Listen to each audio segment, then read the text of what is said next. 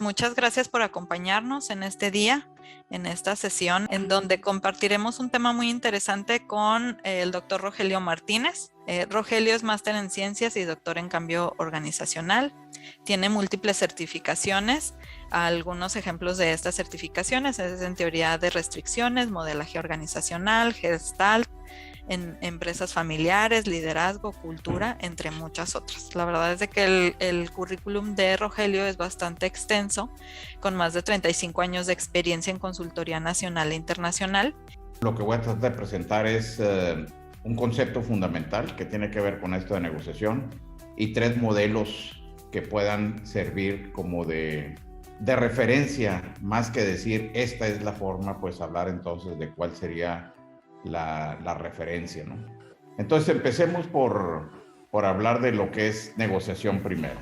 Son 2 conceptos, negociación y conflicto, y entendemos entonces lo que es negociación, la relación entre 2 o más personas respecto a un asunto determinado, buscando armonizar posiciones, y este es un concepto clave, y llegar a acuerdos benéficos para las partes. Entonces, este es así como una primera definición de lo que es negociación, que nos lleva a entender pues el concepto del que vamos a estar hablando. Siguiente, los supuestos acerca del conflicto. Primero, el conflicto es un proceso humano importante, natural y inevitable. O sea, es imposible, y no solamente eso de que es inevitable, sino que además es muy positivo. El conflicto nos ayuda a expandir los límites, el conflicto nos ayuda pues a ser mejores, a ver otros puntos de vista, etcétera, etcétera. Entonces, en ese sentido, tendríamos que ser muy claros pues acerca de las bondades que esto tiene. Y los conflictos cada vez van a aumentar, dadas las complejidades que estamos viviendo. Ahorita a todos nos es común, ¿verdad? En este mundo complejo, cambiante, turbulento, etcétera. Además, los conflictos tienen la posibilidad de ser potencialmente bueno o malo. En otras palabras, el conflicto no es otra cosa más que energía disponible en un sistema que nos ayuda a poder lograr resultados o positivos o negativos. Entonces, vean ustedes, por ejemplo, la electricidad es un flujo de electrones que si los ponemos un foco va a iluminar y si le ponemos la mano nos va a dar un toque. Pero eso no cuestiona pues el fenómeno. Lo que está cuestionando es lo que se hace con el fenómeno, y en este caso pues es energía, ¿no? Podemos manejar el conflicto y tratar de evadirlo, y no tratar de evadirlo o negarlo, sino más bien tratar de administrarlo sanamente, y uno de los modelos va a tener que ver con esto de cómo administrar más que resolver. Y cada conflicto nos brinda la oportunidad de conocernos más a nosotros mismos y sobre todo cuáles son los supuestos más profundos que tenemos, nuestras... diría Edgar Schein, nuestros underlying assumptions acerca de la forma en que vemos el mundo y cómo nos metemos en conflictos, digamos, ¿no? De igual manera, en las escuelas tampoco nos enseñan una serie de cosas, aprendemos cosas muy técnicas, pero hay temas un poco suaves, por llamarlo de alguna forma, que no son parte de esto, como aprender a negociar, a manejar conflictos, las relaciones interpersonales, aprender a ser un buen jefe, aprender a ser un buen líder, trabajar en equipo, establecer networking, etcétera. Son como características que no necesariamente pues las aprendemos en la escuela y sin embargo siempre van a estar presentes en la vida profesional de alguien. El primer marco que me gustaría establecer es que en cualquier proceso prácticamente de negociación, como una forma de evitar el conflicto, tendríamos que aprender este conceptito, esta palabra que se llama suboptimización. Y esto a lo que se refiere es que tendríamos que suboptimizar las partes en beneficio de la optimización del sistema total. Este es un principio de teoría de sistemas, que básicamente lo que trata de cuestionar es que la suma de los óptimos locales nos lleven al óptimo del todo. Entonces, en otras palabras, si aquí está una persona del lado izquierdo, una persona A, y del lado derecho una persona B, que están tratando de llegar a un acuerdo, pues vean ustedes, hay lo que típicamente se llama como el middle ground, el tratar de llegar como a un punto central. Y si lo hacemos, pues efectivamente sería el caso de llegar a un punto central Pero aquí donde se intersectan los dos círculos, justamente existe lo que se llama la suboptimización o la necesidad de tener que ceder. Para poder, nada más poner un ejemplo de esto, diríamos, piensen ustedes, por ejemplo, en esto que estoy hablando, en esta figura de aquí de abajo, que esto fuese un matrimonio. Entonces tenemos a dos personas, la persona del círculo celeste y del círculo moradito, y están casados, tienen un matrimonio. Y resulta que para que ese matrimonio, para poder optimizar el todo que se llama matrimonio, las partes van a tener que suboptimizarse. Entonces va a haber cosas que no van a poder seguir haciendo o que van a tener que hacer de una forma distinta, y es, digamos, como un pequeño precio que se tiene que pagar, pero que ese precio es menor que el beneficio de optimizar el sistema total, que en este caso se llama matrimonio. De lo contrario, pues no existirían los matrimonios. ¿Okay? Entonces la suboptimización de las partes siempre nos lleva a tener que amoldarnos, a ceder un poco en beneficio de cuál es la meta, digamos, de orden superior o el propósito. Este aspecto, este diagramita, va a ser la base de las tres perspectivas que vamos a estar presentando pues en este momento. Yo voy a tratar de presentar tres esquemas sobre cómo aproximar, digamos, el conflicto y la negociación. Bueno, el primero de ellos tiene que ver con la parte de roles. Entender cuáles son los roles que se presentan cuando estamos ante una situación de negociación o de conflicto. Lo segundo, otro que tiene que ver con principios o valores, que es fundamental, pues. Y tercero, finalmente, lo que tienen que ver las paradojas en los conflictos. Entonces vamos a darle un vistazo a cada uno de estos tres principios: roles, principios y valores, y paradojas. Cuando hablamos entonces de roles de las partes, existe un modelo muy conocido pues en la literatura, donde por un lado plantea cuáles son los intereses personales y cuáles son los intereses de uno mismo y del otro. Entonces, si esto es lo que yo estoy buscando y estoy negociando con otra persona que es el otro. Entonces, aquí vemos cómo si me intereso demasiado en mí mismo a costa del otro, voy a estar en un esquema de competir. Y en ese sentido es, pues, perder-ganar o ganar-perder, como lo queramos ver, pero el asunto es que yo soy el que voy a ganar y los demás son los que van a perder, porque estoy más interesado en mí que en el otro. Si me voy al caso contrario, vamos a estar viendo si estoy más interesado en que el otro sea el que no se enoje, el que gane, el que se sienta bien a costa de mí mismo, voy a caer en el cuadrante de complacer. Entonces esto también es un esquema de ganar-perder o de perder-ganar, como ustedes lo quieran ver. El caso es que uno gana y yo soy el que pierdo. En el tercer caso, en el área roja, es cuando ni los intereses míos ni los del otro son importantes, y entonces pues ahí estamos hablando de evadir el conflicto, una situación de perder-perder, pues, ¿no? Tenemos aquí en el medio que se llama comprometer, que viene del inglés de compromise, que no es necesariamente comprometer, tiene que ver como un enfoque más en el medio, digamos, de todo esto, como está planteado por ahí. Y finalmente tenemos acá en el área azul, cuando estoy tratando de satisfacer mis necesidades al mismo tiempo que estoy tratando de satisfacer las necesidades del otro. Y este es un enfoque de ganar-ganar. Entonces se ve un enfoque un poco simplista porque está hablando de 5 posiciones, cuando en realidad pues simplemente podrían ser bastante más, pero simplemente para poner en perspectiva, diríamos que cuando estamos hablando de ganar-ganar, que es el cuadrante azul, lo que se intenta es llegar a acuerdos que sean mutuamente benéficos para las dos partes.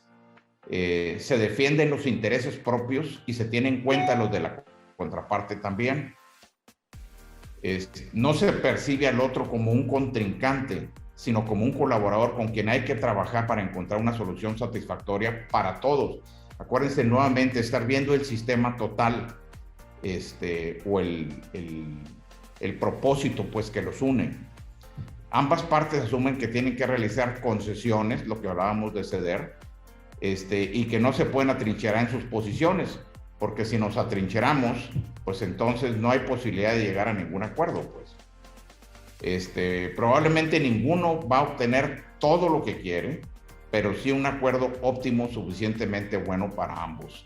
Esto es en esencia lo que tiene que ver con este enfoque de ganar, que es digamos, en el primer cuadro cuando estamos hablando de los roles. Ahora, esto suena un poco técnico. Hay detrás de todo esto también un contexto, digamos, axiológico de valores o de principios, y es a lo que me quisiera referir en el modelo número 2. Sin embargo, quisiera que recordaran ustedes una serie de tácticas que utilizamos muchas veces en que deterioran pues las relaciones, que van mucho más orientados a ganar, perder.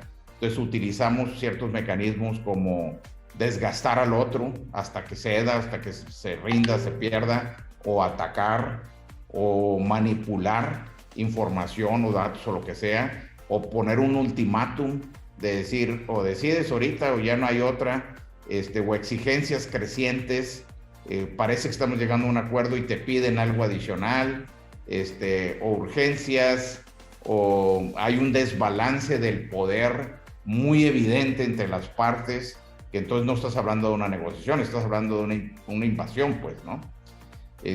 Amenazas en caso de que la otra parte no quiera ceder, digamos, lugar de la negociación que es crítico, cuando no es en un lugar neutral, también puede estar determinando mucho esta técnica, y finalmente el tiempo, ¿no? A veces darle largas y largas y largas como una forma de estar cansando al adversario, por llamarlo de alguna forma, ¿no? Estas son técnicas clásicas que hay sobre desgaste, y también las hay de cómo obtener más el ganar. Por ejemplo, tener varias opciones. No existe una sola forma de hacer las cosas.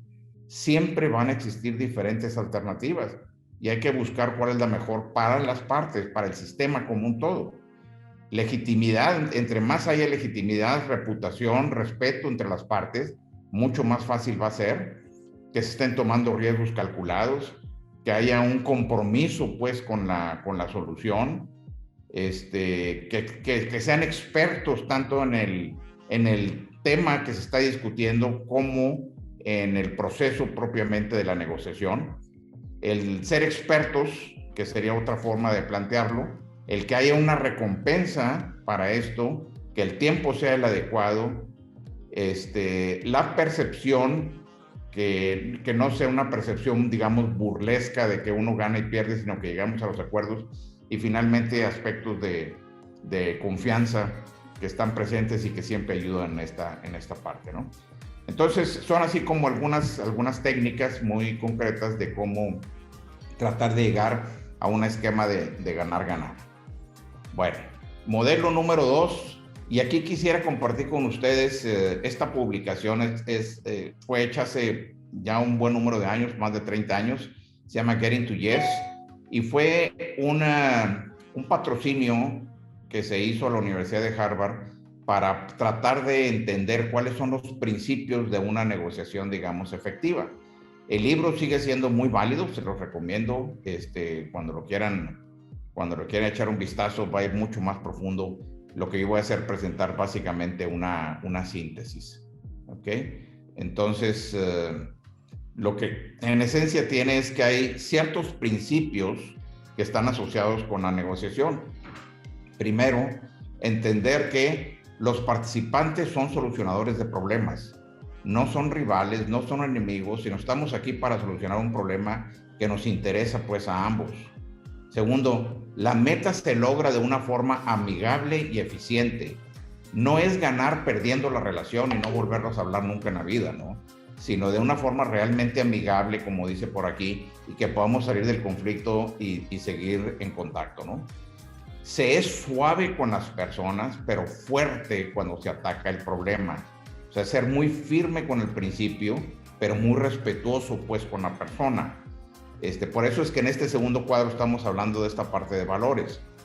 Tercero, se están explorando intereses siempre, estar expandiendo, estar moviendo los límites, explorando diferentes alternativas, en fin, ¿no? Procura no extralimitarse. O sea, los casos críticos que ustedes van, por ejemplo, cuando van a comprar cualquier cosa, ¿no? Y pides un descuento y te dan un 2-3% y quieres más. O sea, llega un momento en que ya no puedes pedir más porque estás, digamos, afectando también a la otra parte, ¿no? Desarrollar múltiples respuestas de solución para decidir posteriormente. En otras palabras, no empezar decidiendo, sino empezar explorando en un proceso más bien divergente para luego tratar de convergir en algunas opciones de solución, ¿no? Se buscan que sean resultados que sean estandarizados y finalmente que el resultado sea, pues, como dice aquí, racional, mostrar apertura, que estemos apegados a principios, y es negociar en función de principios y no en función de posiciones, porque la posición otra vez nos mete en un campo donde probablemente no vamos a ser muy respetuosos con la persona. Entonces, en síntesis, podríamos decir que este modelo de negociación impulsado fuertemente por esta universidad, lo podríamos sintetizar en 4 aspectos, ¿no? Que sería como la prueba del ácido. Primero, a nivel de personas, es atacar el problema y no a la persona. Eso es un aspecto fundamental y que muchas veces lo perdemos de vista. Segundo, en cuanto a intereses, es enfocarse en intereses y no en posturas. Cuando estamos en el campo de las posturas es muy difícil porque se revuelven los qués y los cómo, digamos, ¿no? Tercero, generar suficientes variables de solución que generen ganancia mutua y después tomar la decisión. O sea, tener diferentes alternativas, primero, y finalmente insistir en resultados que puedan medirse.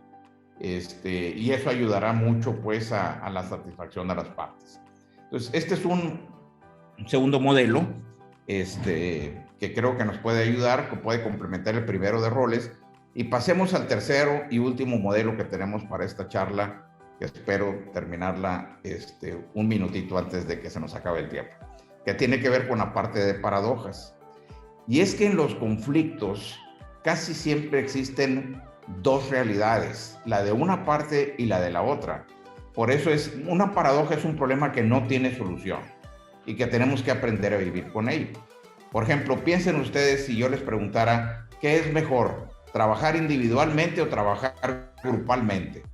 Y cuando yo hago una pregunta así, si ustedes tienen la tentación de decir depende, ese depende es un indicativo de que estamos frente a una paradoja, porque van a decir, pues a veces es mejor de una forma y a veces es mejor de la otra. Y así pasa con muchos de los conflictos. Por eso, en este diagrama que vemos, aquí estamos viendo lo que es el propósito superior, que es lo que hablamos ahorita, el concepto de matrimonio, pues, que decíamos ahorita. Y acá abajo tenemos cuál es el mayor temor. En otras palabras, ¿en función de qué quiero administrar esta paradoja? Pues en función de cumplir con este propósito o de evitar este temor que es el más grande. Entonces, aquí lo que estamos viendo en este esquema es que las paradojas tienen aspectos positivos y también tienen aspectos negativos.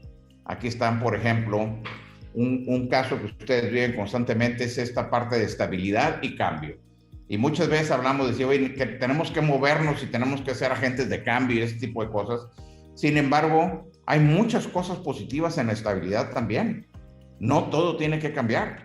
Entonces, si pusiéramos este caso de estabilidad y cambio, podríamos poner como ejemplo algunos de estos aspectos.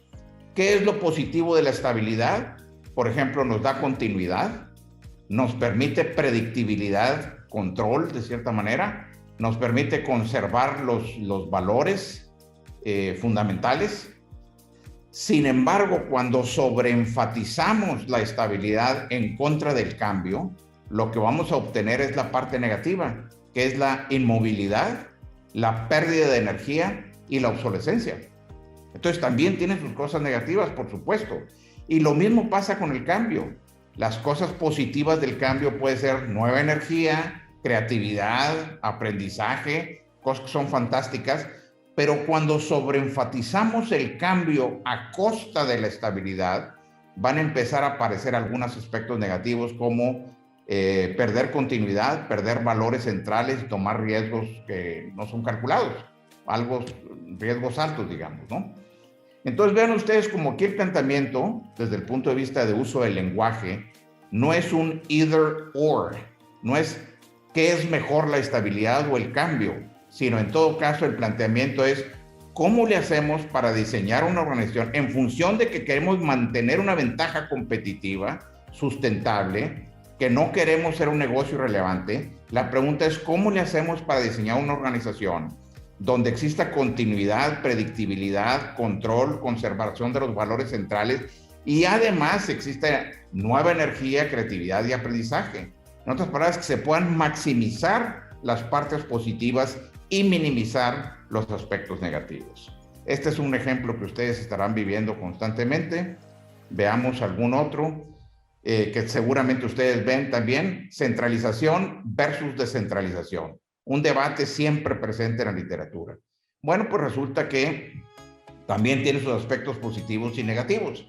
Centralización, la parte positiva, nos lleva a lo que es control, economías de escala, estandarización, pero cuando enfatizamos o sobreenfatizamos la centralización en contra de la descentralización, vamos a tener burocracia, economías de escala o no economías de escala, pues, y la falta de estandarización.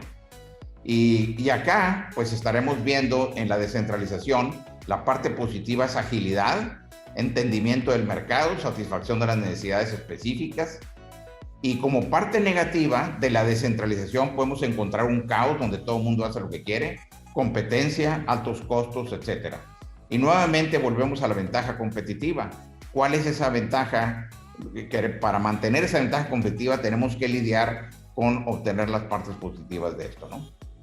Si nos vamos a un tema muy presente, ahorita estamos hablando de socialismo, por ejemplo, versus capitalismo. Bueno, el socialismo tiene cosas muy interesantes. Por ejemplo, la preocupación por los que menos tienen, que es una parte que me parece muy relevante. Aprender a colaborar, sobre todo en los espacios abiertos, en fin. El tener un sentido de comunidad son cosas muy padres. Pero también el socialismo, cuando se exagera en contra del capitalismo, nos lleva a algunos problemas como no existen incentivos para mejorar, o la gente puede ganar sin producir, o dificultades para controlar todo, ¿verdad? Todo quiere estar en el centro y eso es muy difícil. Lo mismo pasa con el capitalismo, tiene cosas fantásticas como ganar de acuerdo al esfuerzo individual, como estar compitiendo contra la mejor opción y que gane el que lo merece. Eso es bastante bueno, hay un incentivo para ello. Pero llevado a su extremo también tiene algunos aspectos negativos. Por ejemplo, el decir que los pobres se lo merecen por no haber tenido las oportunidades que tuvimos nosotros, por ejemplo, ¿no? O la egolatría, o la pérdida del bien común, etcétera. Entonces, nuevamente, si el nombre del juego fuese ganar todos, cómo crear un mundo donde todos estemos ganando, la pregunta no es socialismo o capitalismo. La pregunta es cómo le hacemos para diseñar un contexto donde exista preocupación por los que menos tienen, colaboración, sentido de comunidad, pero también existe la productividad, la competencia, etcétera, etcétera, ¿no? Y tratar de minimizar lo negativo, que además siempre va a estar presente. Bueno, pues aquí están las tres opciones que les mencioné, los roles, los principios y valores que son fundamentales en esto, y finalmente el manejo de las paradojas. ¿Qué recomiendas para mantener la relación? Bueno, ya hablabas un poco de esto, cuando forzosamente tendrá que ser un ganar-perder. Decías de mantener la confianza, hacerlo de manera positiva. ¿Qué otra recomendación para poder resarcir y pues que no se lastime la relación? Bueno, ese es un punto interesante porque a veces también la perspectiva de tiempo juega aquí un rol muy importante. Y puede ser que ahorita yo pierda buscando ganar en el mediano o largo plazo, o al revés. Entonces es una perspectiva pues de tiempo que finalmente siempre está presente, ¿no? Entonces vean ustedes, por ejemplo, voy a usar el mismo caso, vas a comprar algo, por decir algo, y fíjense cómo cambia nuestra mentalidad cuando lo hacemos así. Vas a comprar un carro nuevo y vas y estás buscando los descuentos y te lo dan y pides que si te dan los tapetes y que si te dan esto, que si dan el otro, etcétera.